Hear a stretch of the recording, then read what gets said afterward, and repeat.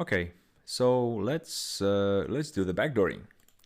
So for our target, we need first of all we need a target. Okay, so I picked putty.exe, which is a popular SSH client for Windows. Now,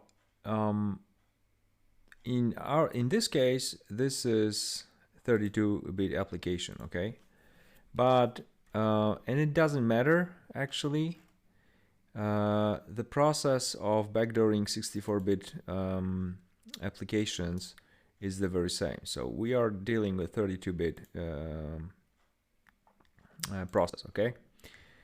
So how do we start? First, for the 32-bit process, we need to, or programs, we need to use 32-bit debugger.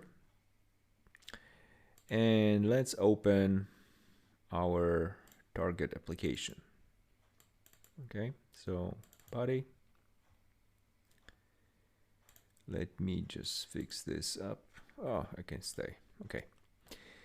So let's go to the entry point. So breakpoints, there is also always one-time entry point set in the debugger. So what we have here, we have some two pushes, so some arguments are pushed on the stack and then the call is down and so on and so on. So what we need, first we need to find our code cave. And usually, since we are in text segment, text section or segment in memory, at the end of allocated segment, you can usually find some space which is not occupied. You can see there are a lot of zeros here. Okay, so this is our code cave. Okay, so let's first, what we can do, let's set up a breakpoint here, just for the reference, so that we can easily find it. Okay. So we have our code cave, and at the same time we can also copy the address. Let's open up our notepad. So code cave address is this one. Okay. Now let's get back to the original entry point. And now for the backdooring, we need to copy this. What we actually need to do, we just create a jump to our code cave at the end at this address. Then we put our shellcode there, and we will jump back to this code. Okay. If we do the jump here, we have to override several instructions. So let's copy several of them, copy selection, and save it in our notepad. Okay. And now we can assemble. So hit space, and we just do jump and our address, which is this one.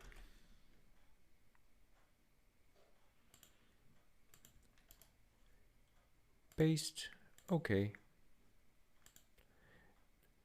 Now, if you set your cursor on this instruction and hit enter, as you can see in the window which pops, there is a 0. So if you hit enter now, we land in our code cave. Okay. So the first stage to jumping to our code is set.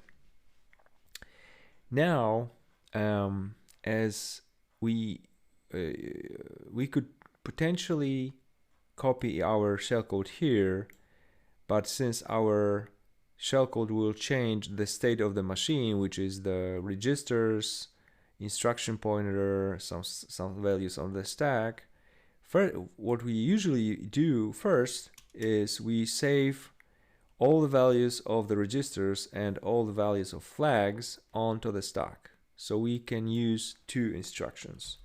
Push AD, which will push all the values of the registers. Okay, here is the first one. And the second one is push FD for flags. Okay. So once again, our code jumps to this instruction, and then we save the registers and flags on stack to keep them safe. And now we can paste our shellcode here. So let's make some selection, or you can just scroll down and press the shift and keep the shift pressed and just left click. Okay, so we selected some space. Now we need our shellcode. So we have a prepared 32-bit of shellcode for the calc here. So we just select this, copy, we get back to the debugger, we right click, binary, edit, and here you just press Control V, like paste. Okay, and if we go back to, yeah, this is our shellcode being copied here. All right, so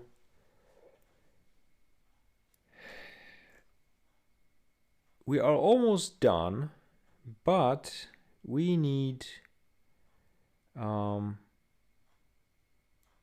so let's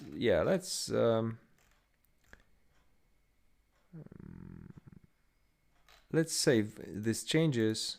So let's save the changes and see how it works. So we click patches, select all, patch file, and now let's make a copy like putty 2, save, and let's open putty 2. Okay, so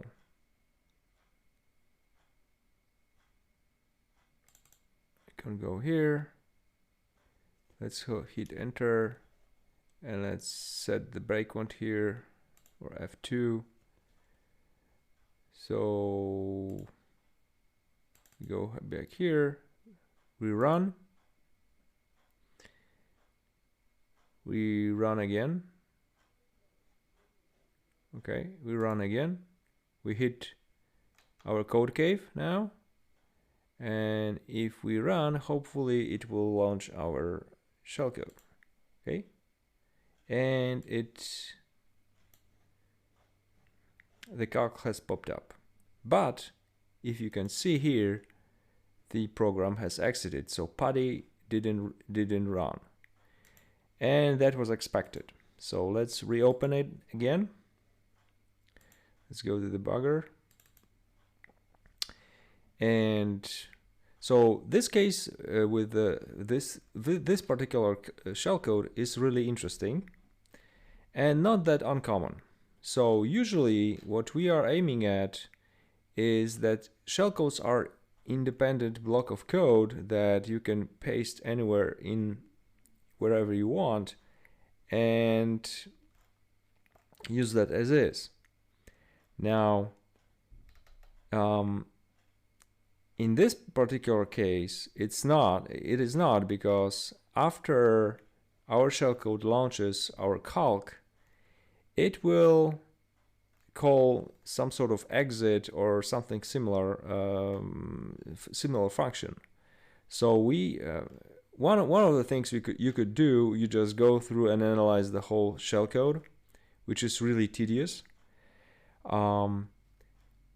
But instead of that, we can just try to locate where this exit call is being done, and just skip it or override it. Okay, so what we do, we set breakpoints on every call in our shellcode. So this is 1, hit F2, F2, F2. Okay, that's all. Okay, so let's run it. So we land in our entry point and jump to our cave. So we hit enter, run again. Now we're here. So let's run it again. Now this call. So if I run step over, nothing happened. Okay, so let's hit run again, and again, and as you can see, after that call, because we hit this breakpoint, so after that call, this call runs our shellcode, runs our calc. Okay, so we can even set a comment here, calc launched. Okay, now we know that this part. So again, let's hit another and see if the program it will exit or not. So no, this call is safe. So the last one is here, and it probably is that call. So let's run it. Yep. Okay, so we have confirmed that the last call is the call to exit. So let's reopen again our shellcode. Let's go to the last breakpoint, and yep, this is it. So now what we have to do is to get rid of that. All right. So what you can do is first you have to what we can do, we just jump out of that code and jump back to the original putty code. So and remember, if we want to we have overwritten these instructions, so we have to restore them and then jump back to this call. All right, so how can we do it? As you can see, we have some spare space here. So let's first jump out from that push somewhere here. So let's say we will jump to this address. So we just copy address and assemble, and we just jump here. Okay, so when the and now when the CPU, when the instruction pointer hits this instruction, it will jump out into here.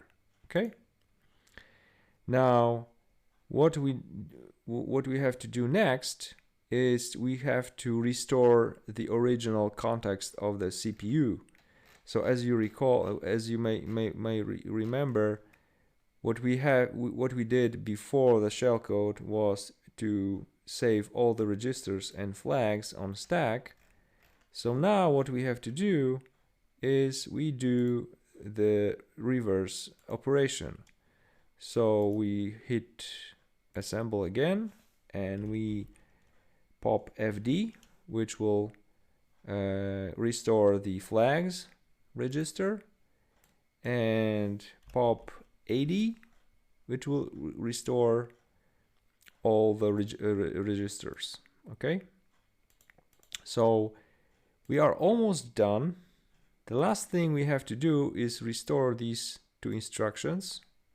Okay, so what we can do, let's go here, paste, and just get rid of this. We don't need this. We just copy the bytes here. Okay, so copy. Now let's select some space binary edit, and now Control V. So paste and OK. And now we have restored our overwritten instructions from the putty beginning. And the last thing we need to do is we have to jump to this instruction. And this instruction address is here, so we copy this address. Again, assemble, jump, OK. And let's see if we jump back. So hit enter. And yes, as you can see, we are safe. So what we do, we do again patches, all the changes we've done in this binary. So patch file. Now let's save it in number 3. Okay. Let's open up a new budget version of Putty. And again, we have our breakpoints. Nope. So let's go there. Let's hit enter. Let us set the breakpoint here. So F2. Let's scroll down. As far as I remember, this was the call where the calc has popped up. Okay. Now let's set the breakpoint here and the breakpoint here. Okay. Oh, that's okay. It's okay. Let's start. So we jumped into the entry point. Now we hit F7. Okay. So F7, step over, F7, yes, step into. This is our push AD. So let's go F7 again.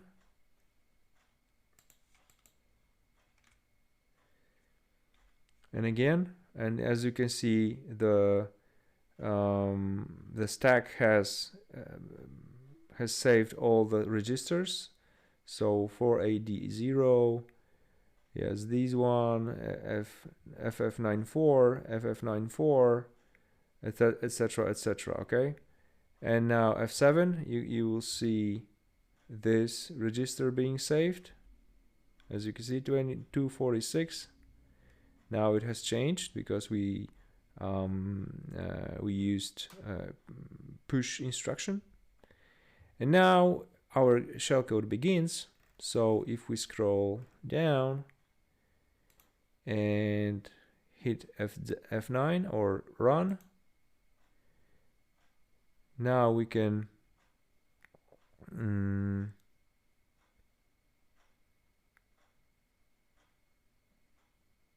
step over. Our calc has executed. Okay, that's so far so good. Now if we hit run, we should land here. So run. Yes, we are here. Nothing happened.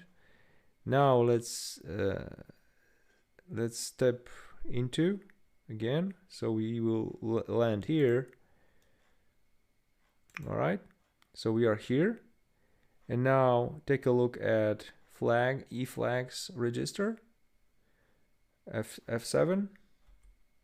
It has restored the value from the stack. Now take a look at the registers. When you have F7, yeah, the registers has been restored. Okay. And now we are actually starting to execute the original code from Putty. So now if we run let's push, let's do it. So F7 again, this value went to the stack. We are here, it's here.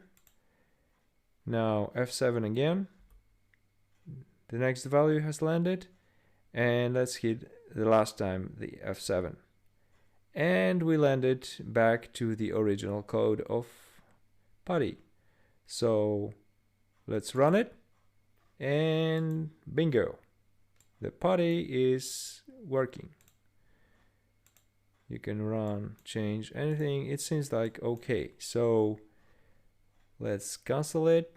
Let's close the back and let's close that. And let's just hit F5 to refresh. And Putty 3 is our final version. So let's check it out without debugger. So double click. And it's successful. So we successfully backdoored Putty with our shellcode, which was our task. Cool. Let's move on to the next section.